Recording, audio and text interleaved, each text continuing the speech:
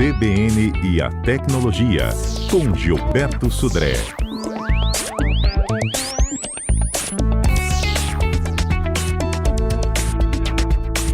Ei, Gilberto, bom dia. Bom dia, Fernanda. Bom dia, ouvintes da CBN. Gilberto, nós pedimos aqui para os ouvintes, né, nos darem sugestões de nomes para suas redes em casa de Wi-Fi e até as que eles usam, né? Olha, surgiu cada coisa aqui que você não tem ideia. Imagino. Imagino. Ideias mirabolantes, boas demais. Vou até copiar algumas dessas aqui, porque o Adalberto, ele diz que atualiza a dele todo ano, tá? Isso. Ele usa um dos nomes próprios dele. Isso. E com o ano em vigor, O né? ano em vigor. Então, bota Tiago 2025, esta. Exatamente. Aí eu tento renomear cada ano, Gilberto. Não sei se eu tô certo. Gilberto, meu sobrenome eu não troco desde que eu instalei. Eu acho que tem uns 10 anos, tá? Tô errada, né? Vamos falar sobre isso. Exatamente. Não é recomendado exatamente essa questão. Por exemplo, nome, sobrenome... número do apartamento eu já vi também, pessoas colocarem o número do apartamento como o nome da rede, aí fica muito fácil para o golpista, né? E aí os ouvintes deram sugestões, vou te contar aqui algumas delas, tá? Sanatório, casa de massagem, boteco, casa da mãe Joana, funerária, né, Patrícia? Funerária, aqui teve um dizendo que o do vizinho dele é funerária. Tem os que são fofos também, né? O Manuel disse que o nome dele é Betina, que é o nome da cachorrinha da família. O Michael disse que o da rede dele, ele nunca mudou, é Unicórnio. O Marcos dizendo que lá na casa dele o nome é @ sem a senha não entra. O Edson dizendo que o nome da rede dele é Discador e Best. Todos os nomes que não identificam exatamente quem é o local, qual é a unidade, apartamento, ou casa, né, ou família, é uma boa escolha, né? O problema é quando você coloca um nome que identifica de onde que é aquela rede ou onde é que ela está sendo utilizada. Inclusive, não é só apartamento ou casa, não. Eu já vi em várias empresas que, por exemplo, a rede sem fio que atendia o financeiro chamava-se financeiro, né? O comercial chamava comercial. Exatamente, fica muito fácil, né, do golpista que está próximo dali, fazer, opa, essa é a rede do financeiro, vou tentar invadir, né, porque deve ter coisa boa ali. Então, ou seja, não é só residência, não. Empresas também cometem esse erro que eu diria que é básico, né? Não teve a tal da história da senha do Louvre lá, né, que era Louvre? Bem lembrado, né? Bem lembrado. É impensável, né? Impensável uma estrutura daquela, com o nível de segurança que deveria ter, né? Colocar a senha das câmeras de segurança de Louvre, né? Absurdamente simples, né? Pode me falar, então, quais são os nossos erros? Vamos lá, então. Quando é que a rede é insegura mesmo, Fernanda? Quando alguém pode acessar seus dados, usar sua internet para crimes, espionar as câmeras que estão conectadas à sua rede, invadir sistemas, no caso de empresas de comércio, né?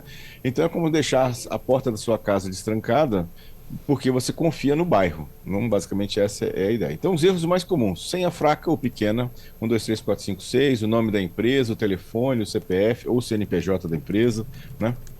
Deixar a senha padrão de fábrica, não mudar a senha logo que você instalou o Access Point, o roteador, né? Deixar uma senha antiga que nunca muda. Então esse é um outro problema também. Cuidado, né? Porque a gente já falou aqui sobre o nome da rede. Então, botar lá Loja da Maria, Casa do João, né? Financeiro, sobrenome da família, número do apartamento, como eu falei, tudo isso são problemas, né, nesse caso, né? Não atualizar o firmware do roteador, então isso é uma questão importante também, né? Ou seja, sempre atualizar, sempre que tenha um firmware novo, para poder você estar sempre corrigindo os erros que tem nesse caso, né? E aí um erro também comum, né? E aí vale para empresas e para pessoas, que é ter uma rede sem fio única para tudo. Então tem lá cliente, funcionário, câmeras, assistentes pessoais, computadores, notebooks, smart TVs, consoles de games, tudo numa rede sem fio só.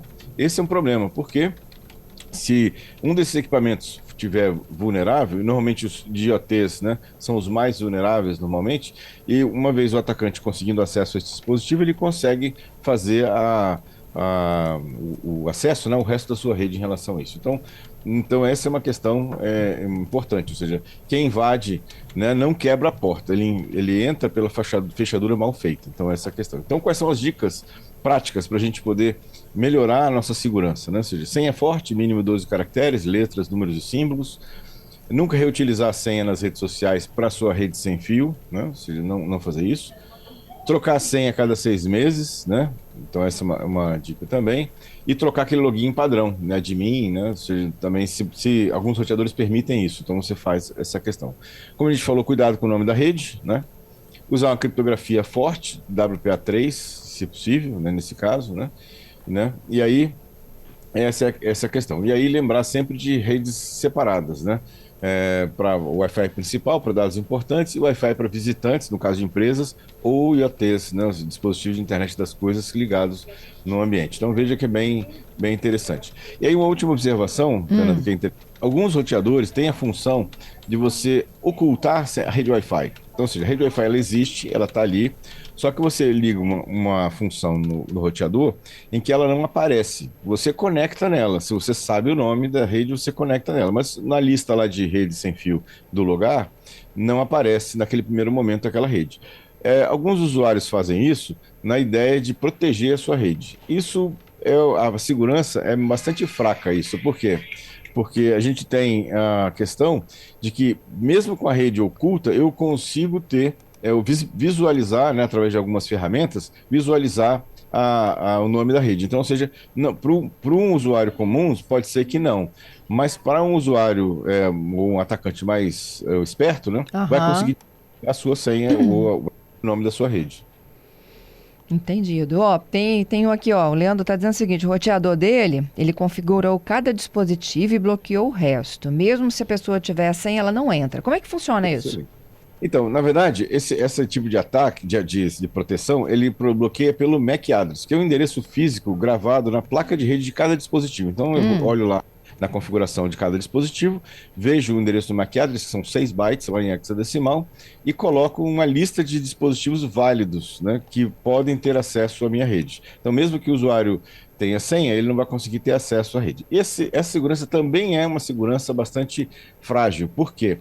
Porque mesmo que a sua rede esteja criptografada, esse código, esse MAC address, esse endereço físico, ele passa de forma descriptografada na rede. Então, se um atacante quiser realmente atacar a sua rede, é só ele monitorar um pouquinho da rede, mesmo que ele não veja os dados, porque estão criptografados, ele consegue ver quais são os MAC addresses, os endereços que são válidos na sua rede. E aí ele pode colocar aquele endereço na máquina dele, e ele vai ter acesso à rede do mesmo jeito. Então, ou seja, é uma segurança que dá mais trabalho do que proteção, né, para isso. Então, essa a sugestão é não utilizar, porque é bastante frágil esse nível de segurança. Patrícia tem uma dúvida aqui muito legal do seu Arésio. Exatamente, Fernanda. Bom dia, viu, Gilberto? Olha só, o Arésio está perguntando o seguinte, ele diz que ele tem um comércio de bairro e que os clientes pedem a senha do Wi-Fi na hora de fazer pagamento via Pix, mas ele só fornece para aqueles que já são velhos conhecidos, né, consumidores comuns, né, do dia a dia. Ele tem receio de clonagem e invasão do Wi-Fi dele, ele pergunta se ele tem razão ou não. Tem completa razão, né? Essa preocupação dele é extremamente legítima. O que ele precisa fazer, basicamente, é, como eu comentei, ter 2 redes sem fio. Uma rede sem fio que é de visitante, né? Que ele pode dar para as pessoas. Inclusive, ele troca frequentemente essa senha, porque aí, mesmo que alguém naquele momento pediu a senha, ele colocou a senha e fez o Pix, no dia seguinte ele pode trocar essa senha, né? Por uma outra senha da rede de visitantes. Ele tem uma rede que é interna, né? Que essa é uma rede que ele está conectado apenas aos dispositivos do comércio dele, né? E ele não precisa trocar tão frequentemente assim essa sua senha, desde que ele escolha uma senha correta, né, para isso. Mas a rede de visitantes, que é uma rede de uso temporário, ele pode trocar toda semana, por exemplo, a senha, ou a cada 2, 3 dias, né, para isso. E ele fornece essa senha para o cliente, né, que está precisando daquela senha para fazer o Pix, por exemplo.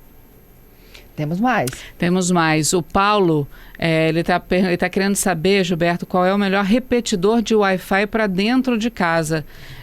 Sendo que os mais comuns, né, não entregam um bom resultado. Você teria algum para indicar?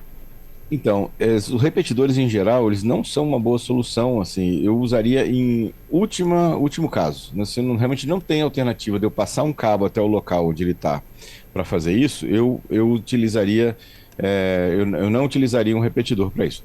Já que se ele não tem como realmente passar um cabo até esse local onde ele está instalando o repetidor, uma outra alternativa é ele trocar o sistema de Wi-Fi dele para uma rede mesh, Tem vários dispositivos hoje, de várias marcas hoje no mercado nacional, em que a configuração é um pouco diferente.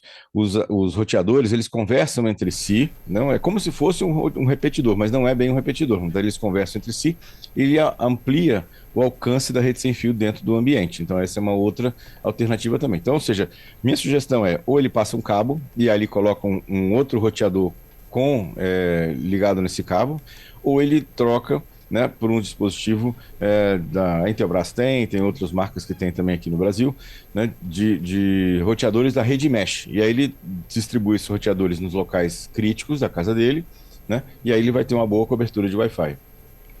O Jovertino está aqui perguntando como é que você configura a rede de Wi-Fi, porque ele é leigo no assunto, mas ficou interessado. Então, ele tem que observar, né, quando ele tem um dispositivo que se conecta, o computador dele que se conecta na rede, ele vai lá, aí tem que conhecer a linha de comando, né? Ele vai olhar lá qual é entra ali na linha de comando e dá o comando ipconfig, né? Ipconfig lá do Windows. Vai aparecer uma série de configurações e uma delas é o chamado de Default Gateway, né? O roteador padrão lá, dependendo da versão, né? E do idioma do Windows dele. Aquele endereço IP é o endereço do roteador. E aí ele vai entrar no navegador, digita esse endereço e aí ele vai cair direto na página de configuração do roteador. Mas aí ele vai precisar da senha também. Aí ele tem que saber qual é a senha do roteador para poder fazer a configuração. Então, o caminho basicamente é esse: entrar lá no Windows na linha de comando, digitar ipconfig, olhar qual é o endereço que está na frente lá do Default Gateway, ou roteador padrão, e aquele é o endereço do roteador. E ele vai no navegador, numa aba nova, digita lá esse endereço, ele vai cair diretamente no roteador, na configuração do roteador. Eu tenho aqui no YouTube 2 observações. Uma delas é do Depitol. Ele disse que ele tem 2 internets. Para caso uma caia, ele tem a outra. Ótimo. E ele usa Wi-Fi diferentes. Uhum. Tá? Uma para a empresa, outra para casa dele, né? Eu acho que para não ter esse problema que o Arésio disse, né? De pedirem a senha do Wi-Fi para pagar com Pix, né? E tem uma outra participação aqui que fala sobre inteligência artificial. Diz que outro dia ele estava vendo um vídeo, um anúncio de um sorteio de... Eu não sei exatamente o que é, eu acho que é um jogo. E ele disse que ele ficou na dúvida se aquilo era real ou não. Se tem uma obrigatoriedade de se identificar na rede social, que é IA. Não, infelizmente não tem essa nem para vídeo, nem para foto, nem para aplicativos. Não é, hoje em dia ainda não é obrigatório a identificação de que você está falando com uma IA, ou aquele vídeo foi gerado por IA, ou aquela foto por IA. Isso está em discussão, mas pessoalmente eu acho muito difícil que isso passe, né? Ou seja, porque sempre vão ter aqueles que vão burlar essa definição e vão gerar imagens com IA e não vão colocar marca nenhuma nisso. Então eu pessoalmente acho muito difícil que a gente tenha algum tipo de identificador, né? Que aquele conteúdo foi gerado por IA. Última. O Giovanni está aqui dizendo que o roteador dele permite habilitar uma senha só para visitante, Gilberto. Exatamente, é uma rede à parte, exatamente como eu tinha comentado. O roteador dele é um dos que eu comentei, em que ele tem uma senha de rede para a família e a outra para quem chega, né? Exatamente, para visitantes. É isso aí. Vamos pro golpe? Vamos lá. O golpe tá aí. Fale. Muito bem, Fê. O golpe dessa semana é um golpe interessante, ou seja, muitas pessoas têm utilizado ferramentas de IA, e inclusive têm substituído, né, a busca no Google, Bing, DuckDuckGo, pelas ferramentas de IA. E tem feito buscas de coisas que eles gostariam de ver na internet através das ferramentas de IA. Qual é o problema disso? Alguns golpistas conseguiram envenenar essas buscas de IA com falsos números de suporte. Então você entra lá numa ferramenta de IA qualquer, aí pergunta aqui: eu quero saber qual é o suporte do meu banco, ou qual é o suporte daquela loja que eu comprei um certo produto. E na verdade a IA vai te devolver um endereço ou um e-mail, ou um telefone de call center, ou um telefone de WhatsApp, que é falso, que é do criminoso. E aí quando você entra em contato com esse número de telefone, o e-mail, o WhatsApp, na verdade você está falando com a central do crime. E aí eles podem coletar suas informações, podem inclusive pedir para você instalar algum aplicativo no seu celular, no seu computador. Então muito cuidado nessas pesquisas que a gente faz através da IA. É melhor que você até pode fazer a pesquisa, mas eu sugiro que você confirme esse endereço na página oficial da loja que você comprou o eletrodoméstico, né, o produto lá para isso, ou fez o serviço, né, contratou um serviço. É isso. Ó, daqui a pouquinho tem a torcida dos flamenguistas, né? Contra o Paris Saint-Germain, porque eu fui aqui altamente criticada, dizendo que hoje Flamengo é Brasil, tá? Tem a turma do Seca Flamengo dizendo que Brasil não é Flamengo, Flamengo não é Brasil, pra não misturar as coisas, entendeu? Sempre assim, sempre assim. É sempre assim, Gilberto. E tem gente de tudo quanto é lugar mandando participação. Coisa legal, né? Tem ouvinte até no Rio de Janeiro, falando que lá é ponto facultativo, que não tem essa história de sair correndo para assistir o jogo, ou então de fingir que passou mal para poder não voltar para o trabalho no segundo turno, depois das 2, e aí vai, né? Tem o Pablo aqui dizendo o seguinte: a verdadeira seleção entra em campo é à noite, que é do Vasco e contra o Corinthians, viu? Aí, do seu time aí, viu? Do meu time, mas não, aqui tem de tudo, viu? E eu fui defender o Flamengo. E tô sendo aqui, ó, massacrada. Massacrado. É mesmo? É uma torcida de botafoguenses que estão dizendo ali que a seleção é botafoguense, entendeu? É isso aí. Também. Muito bom. Gilberto, até sexta, viu? Obrigado, Fernando. Obrigado, ouvintes, pelas muitas participações e até sexta-feira com mais tecnologia.